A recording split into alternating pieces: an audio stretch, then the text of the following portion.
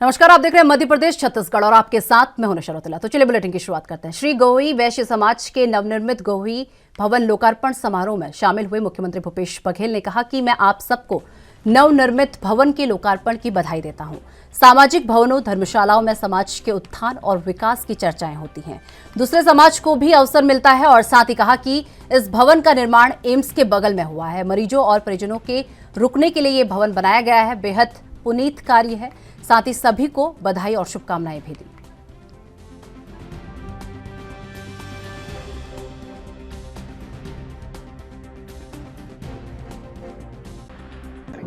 सामाजिक भवन का लोकार्पण और ये एम्स हॉस्पिटल के नजदीक है और उसके अनुरूप ही गवई समाज ने इस भवन का निर्माण किया है ताकि मरीजों को लाभ मिल सके। तो बहुत ही पुनीत कार्य समाज के द्वारा किया गया है। तो मैं उसे साधुवाद देता हूँ, बधाई देता हूँ। बजट आ रहा है, प्रदेश भर को उम्मीदें हैं बजट से। कल तक की इंतजार करिए, बहुत अच्छा बजट आएगा। एक गंभीर बात आपने कही विधानसभा में कि पैरामिलिट्री फोर्सेस और सुरक्षा बलों का दुरुपयोग हो रहा है। मुझे शिकायत मिली कि आईबी के अधिकारी किस प्रकार से पार्टी विशेष के लिए काम कर रहे हैं और इसी प्रकार की। मुख्यमंत्री भूपेश बघेल का एक नया ट्वीट सामने आया है। इसमें उन्होंने इशारों में भाजपा को घेरा है और कहा है कि बीजेपी के लोग झूठ फैलाकर प्रदेश को बदनाम कर रहे हैं। भूपेश बघेल ने लिखा कि छत्तीसगढ़ को 1.5 दशक तक नकारात्मकता के आवरण में लपेटकर रखने वाले कुछ लोग पिछले दिनों से प्रदेश को बदनाम करने की एक सुनियोजित अभियान चला रहे हैं। कह रहे हैं कि लोगों को आवाज स्वीकृत नहीं हो रहे। आगे लिखा कि छत्तीसगढ़ को राष्ट्र पटल पर बदनाम करने वाले ये सच क्यों नहीं छिपा रहे कि आवासों की स्वीकृति के मामले में हमारा छत्तीसगढ़ राज्य अन्य राज्यों से बेहतर स्थिति में है।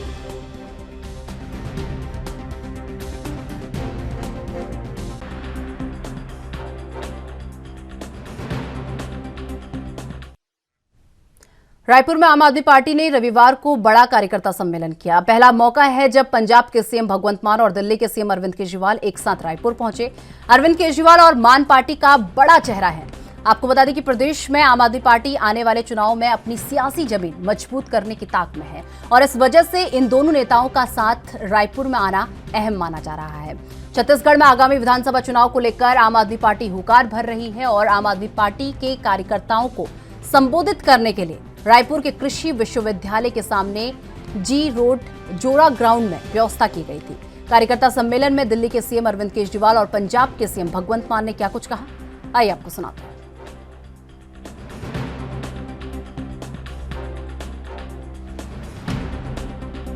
किया उनका दिल्ली के उन प्रिंसिपल्स के साथ भी इंटरेक्शन हुआ जो दिल्ली के प्रिंसिपल्स पहले सिंगापुर में ट्रेनिंग लेके आ चुके हैं और उनके साथ अभी इंटरेक्शन बहुत अच्छा रहा। वो बहुत एक्साइटेड हैं, बहुत मोटिवेटेड हैं और जैसे उनमें से एक प्रिंसिपल ने अपने शब्दों में कहा, जी मेरे पिंड विच ब्याह भर का माहौल है। तो सब लोग वापस बहुत ऊर्जा लेके जा रहे हैं और एक एक प्रिंसिपल एक कैटलिस्ट के रूप में काम करेगा। और जैसे दिल्ली के अंदर एक शिक्षा के क्षेत्र में क्रांति आई, उसी तरह से पंजाब के अंदर शिक्षा में क्रांति आने का सिलसिला चालू हो गया है। ये अभी पहला बैच गया था, अब आने वाले समय में और भी बैचेस, मार्च में दूसरा बैच जा रहा है फॉरेन ट्रेनिंग के लिए पंजाब के। आज एमपी के सीएम शिवराज सिंह चौहान का 64वां जन्मदिवस है और आज अपने जन्मदिन पर भोपाल के स्मार्ट पार्क में सपरिवार पौधारोपण किया। साथ ही इस अवसर पर मंदिर पहुंचकर पूजा अर्चना की और साथ ही कहा कि मां नर्मदा और बाबा श्री महाकाल से यही प्रार्थना करता हूं कि आपकी कृपा से संपूर्ण मध्य प्रदेश सदैव हरा भरा व समृद्ध रहे और हर घर धन धान्य और खुशियों से भरा रहे। और इसी बीच प्रेस वार्ता कर कहा कि प्रधानमंत्री नरेंद्र मोदी जी अद्भुत नेता हैं, वो सदैव हमें प्रेरणा देते हैं। जन्मदिन पर प्रधानमंत्री जी, केंद्रीय गृह मंत्री अमित शाह, रक्षा मंत्री राजनाथ सिंह, वित्त मंत्री जी सहित वरिष्ठ जनों और आमजनों ने आत्मीय शुभकामनाएं दी हैं। मैं सबका आभारी हूं।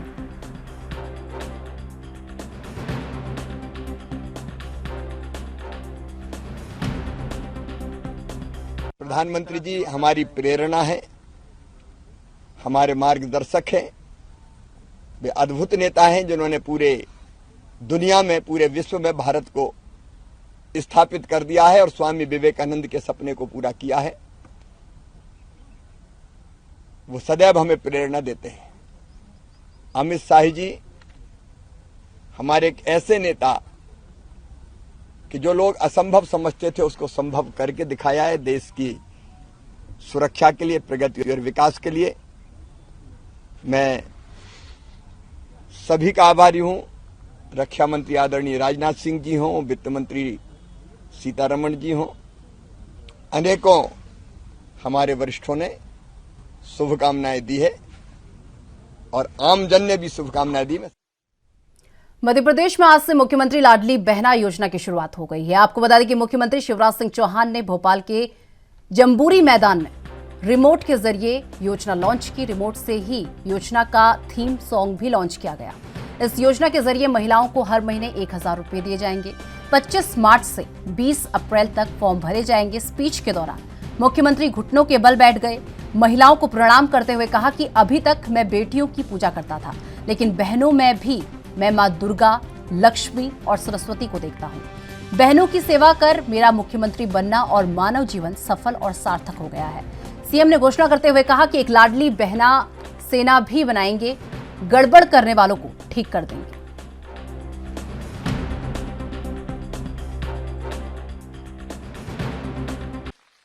बताओ मेरी बात सबके समझ में आई? उधर वाले भी बताओ सबके समझ में आई? अब कोई परेशान तो नहीं होंगे? तो मेरी बहनों, तुम सबको बहुत बहुत शुभकामनाएं। सब खुश हो कि नहीं बताओ? अरे जोर तक बात बताओ, सब खुश हो कि नहीं? और एक बात और सुनना, कई काम और किए, जैसे दारू के दुकान के संग अहाते थे, सारे अहाते बंद, अब कोई दारू का अहाता नहीं रहेगा। बहनों को परेशान करने वाला कोई काम नहीं करने दूंगा। माँ बहन बेटी के साथ अगर कोई ने दुराचार किया तो सीधा फांसी के फंदे पे लटकाया जाएगा। बताओ तुम्हारा भैया अच्छा है कि नहीं? और भारतीय जनता पार्टी की सरकार अच्छी है कि नहीं? तो आज मुझे बताओ, सब हमारे साथ रहोगी? सब मिलकर साथ काम करेंगे? भैया का भी साथ दोगी? तो आइए अपने अपने स्थान पर खड़े होके हम सब भी संकल्प करें कि इस अच्छी योजना का हम सब लाभ उठाएंगे। सरकार की योजनाओं का हम लाभ उठाएंगे और भैया के साथ जाएंगे, चलेंगे। मध्य प्रदेश कांग्रेस के प्रभारी जेपी अग्रवाल ने पार्टी के वरिष्ठ नेताओं को आईना दिखाया है। आपको बता दें कि अग्रवाल ने जबलपुर प्रवास के दौरान पार्टी पदाधिकारियों को खूब खरी खोटी सुनाई है। उन्होंने कहा कि जिन कार्यकर्ताओं के कंधों पर चढ़कर नेता, सांसद, विधायक बने, उन्हें भुलाया जाता जा रहा है और जमीनी कार्यकर्ता की अपेक्षा से ही पार्टी कमजोर हो गई है। साथ ही कहा कि 2018 में चुनाव जीतकर 15 महीने में ही सरकार गंवाने के बाद कांग्रेस अब मिशन 2023 की तैयारी में जुटी हुई है। कांग्रेस और संगठन को मजबूत करने राष्ट्रीय अध्यक्ष मल्लिकार्जुन खड़गे ने मुकुल वासनिक की जगह मध्य प्रदेश का प्रभारी पार्टी के वरिष्ठ नेता जेपी अग्रवाल को बनाया है। एमपी प्रभारी बनाए जाने के बाद पहली बार जबलपुर आए अग्रवाल ने विधायकों और जिला अध्यक्ष से ज्यादा जमीनी कार्यकर्ताओं को तवज्जो दी और जबलपुर में विधानसभा चुनाव के लिए संगठन की तैयारियों को परखने पहुंचे अग्रवाल ने यहां ब्लॉक, मंडलम, सेक्टर स्तर के कार्यकर्ताओं से बातचीत की।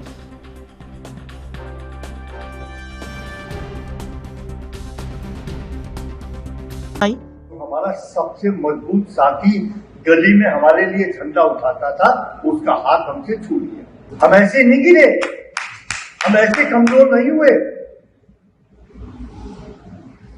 हमने उसको दर्द को नहीं। हमारा सबसे मजबूत साथी गली में हमारे लिए झंडा उठाता था, उसका हाथ हमसे छूट गया। हम ऐसे नहीं गिरे, हम ऐसे कमजोर नहीं हुए, हमने उसको। भारतीय जनता पार्टी के प्रदेश अध्यक्ष अरुण साहू ने बीजेपी कार्यालय एकात्म परिसर में प्रेस वार्ता को संबोधित करते हुए कहा कि भूपेश सरकार प्रदेश के 16 लाख गरीब परिवारों के आवास के सपने को पूरा नहीं होने दे रही है। बीजेपी आवासहीनों को उनका हक दिलवाने के लिए संकल्पबद्ध है और आपको बता दें कि गरीबों के घर की सियासत प्रदेश में बड़ा मुद्दा बन चुकी है। हो ना हो, प्रदेश का आगामी चुनाव भी इसी मुद्दे की बिसात पर लड़ा जाएगा। प्रदेश का सत्ता पक्ष और विपक्ष इसी मुद्दे पर आमने सामने है और भाजपा ने 15 मार्च को पीएम आवास के मामले में विधानसभा घेराव का ऐलान कर दिया है।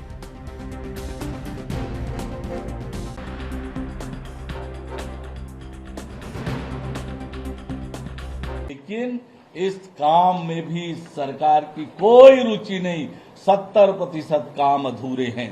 दूसरी योजना मोर मकान मोर चिन्हारी, ये योजना नगर निगमों में लागू है। झुग्गी बस्तियों के समूह में आवास बनाने की ये योजना है। इसके लिए भी मकानों की संख्या सीमित नहीं है, असीमित जितना चाहे मकान बना सकते हैं। भारत सरकार से उसकी राशि आपको मिल जाएगी। लेकिन इस योजना में भी इस सरकार ने कोई काम नहीं किया। तीसरी योजना शहरी गरीबों के लिए मोर मकान मोर आस, ये वो योजना है जो नगर निगम में लागू है। जो नगर निगम की सीमा में किराए का मकान लेकर रहते हैं उनको देने का है। ये हमारी सरकार के समय 80,000 रुपए लेकर देते थे, अब ये सरकार ने 3,25,000 रुपए कर दिया है। और उसमें भी आज हितग्राही भटक रहे हैं, तो भी मकान उनको नहीं मिल रहा है। ऊपर से इसमें बंदरबाट भी लगातार हो रही है। ये सबूत है, ये प्रमाण है। नारायणपुर के ब्लॉक ओरछा के बटुम ग्राम में नक्सलियों ने सड़क जाम कर दिया। आपको बता दें कि नक्सलियों ने पर्चे व बैनर में गौतम अडानी को गिरफ्तार और कड़ी सजा देने की मांग की है। साथ ही नक्सलियों ने बैनर पोस्टर में अडानी की सारी संपत्ति जब्त कर निवेशकों की पूंजी वापस करने की मांग की है और गौतम अडानी को देशद्रोही और धोखेबाज बताया है। और इस वजह से ओरछा मार्ग पर चलने वाले यात्री बहुत प्रभावित हुए हैं।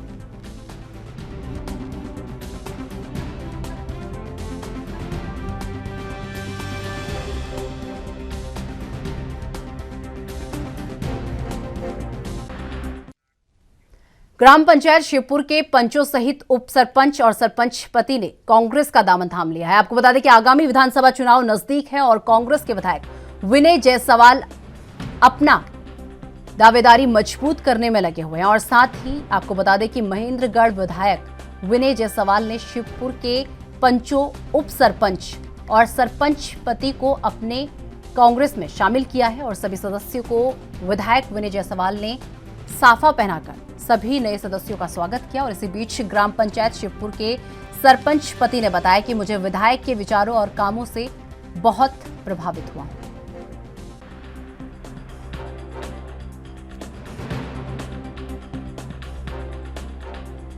देखिए, निश्चित रूप से आज एक लोकल पार्टी है गोंडवाना गणतंत्र पार्टी, हम उसका सम्मान करते हैं।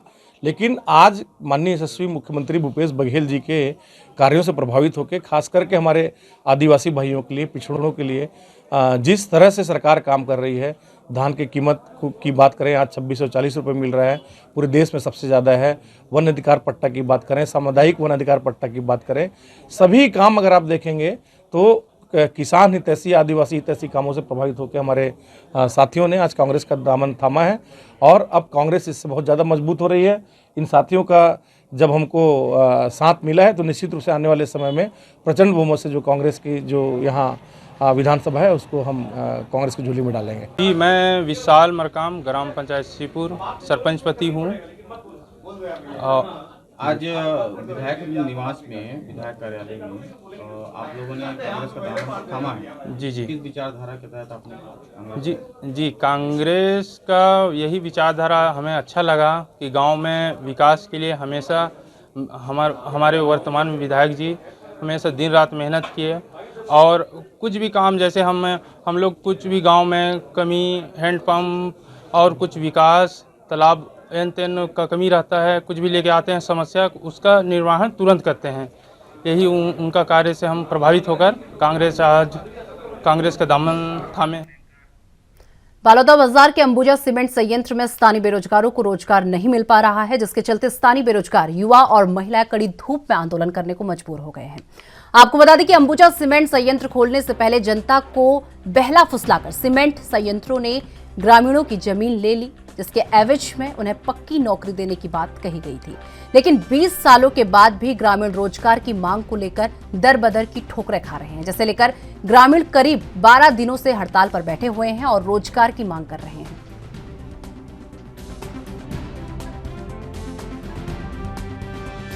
अंबुजा सीमेंट के खिलाफ जो है करमंडी के जो ग्रामीण है वो आंदोलन पर है। यहाँ पर रोजगार की मांग को लेकर आंदोलन कर रहे हैं।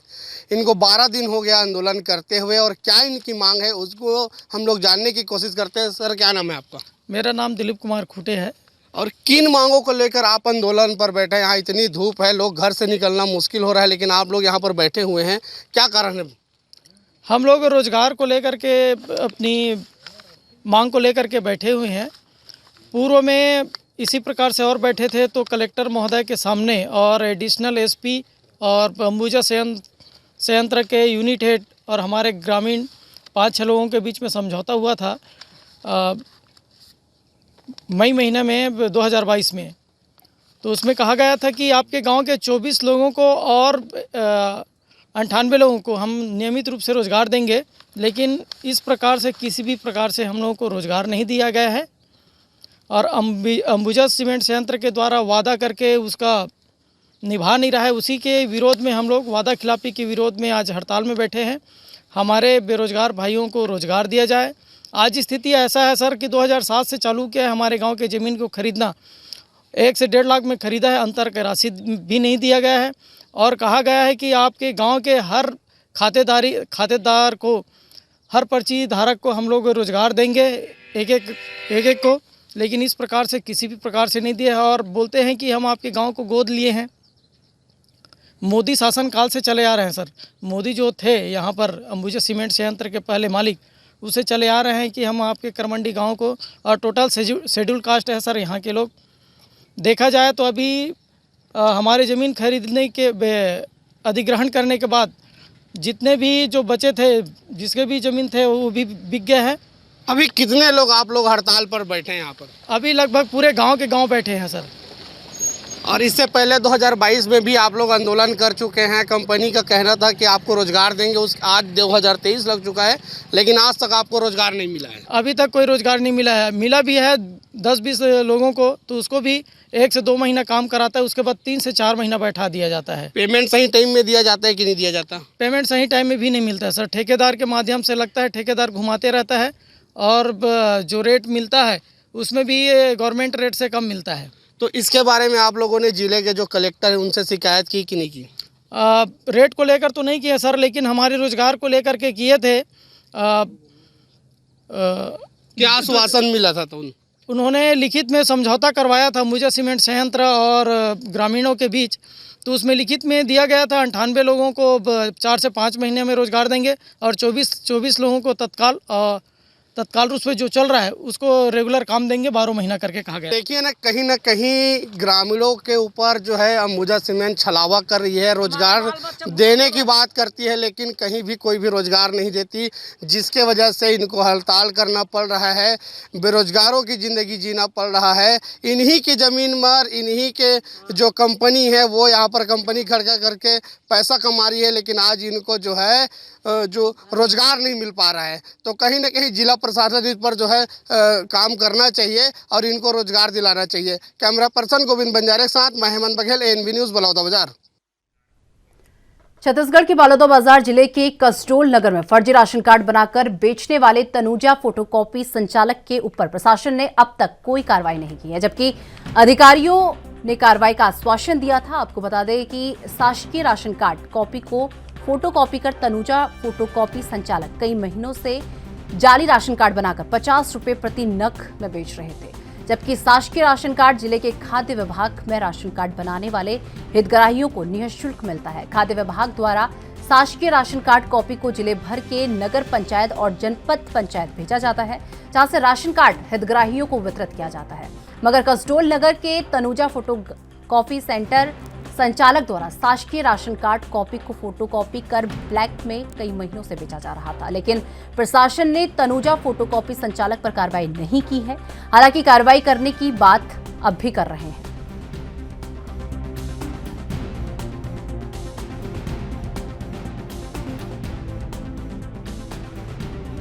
आपके द्वारा मुझे पहले भी सूचना प्राप्त हुई थी, लेकिन उस समय गिरौदपुरी चूँकि मेला में हम व्यस्त थे, इसलिए कुछ जांच हो नहीं पाई थी। लेकिन अभी तत्काल मैंने जनपद सीओ को, तहसीलदार को और फूड इंस्पेक्टर को बोला कि 1 सप्ताह में रिपोर्ट देंगे, और जैसा रिपोर्ट आएगा उसके अकॉर्डिंग फिर अपन कार्रवाई जरूर करेंगे उसमें।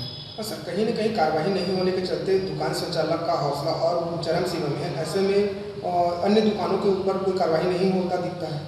नहीं, बिल्कुल जांच रिपोर्ट जैसे ही आएगी, जो भी जांच रिपोर्ट में रहेगा उसके आधार पर तत्काल कार्रवाई होगी, कड़ी से कड़ी कार्रवाई होगी। रायपुर में शनिवार रात होली महोत्सव में भोजपुरी सिनेमा इंडस्ट्री के स्टार पवन सिंह पहुंचे। आपको बता दें कि WRS ग्राउंड में आयोजित कार्यक्रम में हजारों की संख्या में पवन सिंह के फैन पहुंचे और भोजपुरी गानों पर थिरकते हुए नजर आए। मंच पर आते ही पवन ने सबसे पहले भजन से इसकी शुरुआत की। इसके बाद अपने फेमस गानों लॉलीपॉप और लुलिया से दर्शकों को झूमने पर मजबूर कर दिया। भीड़ पवन से उनके हिट भोजपुरी गानों को परफॉर्म करने की जिद करती रही। कार्यक्रम में भोजपुरी कलाकार अरविंद अकेला, कल्लू, शिल्पी राज ने भी अपने गीतों से समा बांध दिया।